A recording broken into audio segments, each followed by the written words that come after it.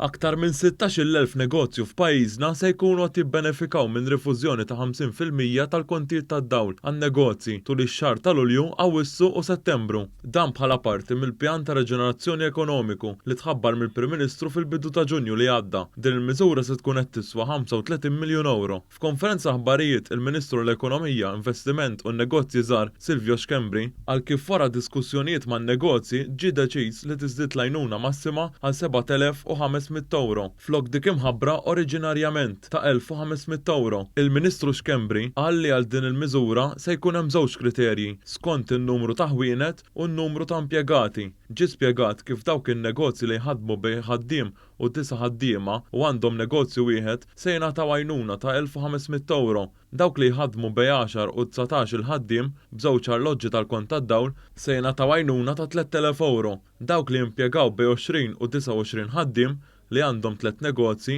se jingħataw għajnuna ta' 4,500 euro. Dawk li jħaddmu bejn 30 u 39 ħaddiem li għandhom 4 negozji se jingħataw għajnuna ta' 6,000 euro. Filwaqt li dawk li jħaddmu aktar minn 40 ħaddiem u għandhom 5 negozji se jingħataw għajnuna massima ta' 7,500 euro. Il-Ministru għall-Ekonomija Silvio Xkembri qal kif din hija spalla n-negozji sabiex ikomplu jassiguraw l-impjiegi tal-Maltin u Għawċin.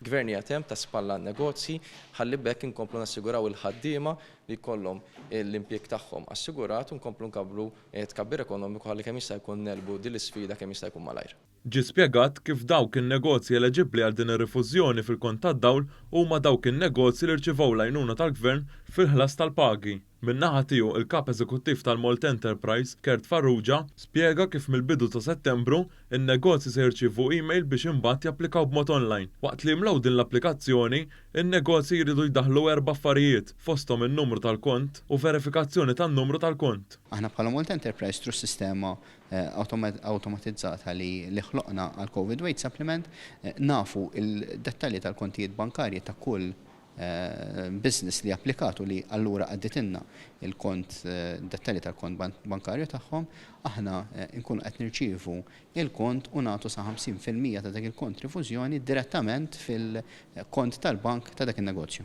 Intant, dwar il-vouchers tal-100 euro, il-Ministru Xkembri qal kif tqasmu 97% tal-vouchers u l-ġimgħa d-dieħla se jkunu qed jingħataw dettalji dwar dan il-vouchers li stimulaw l-ekonomija u kienu ta' għajnuna għan-negozji u l-familji.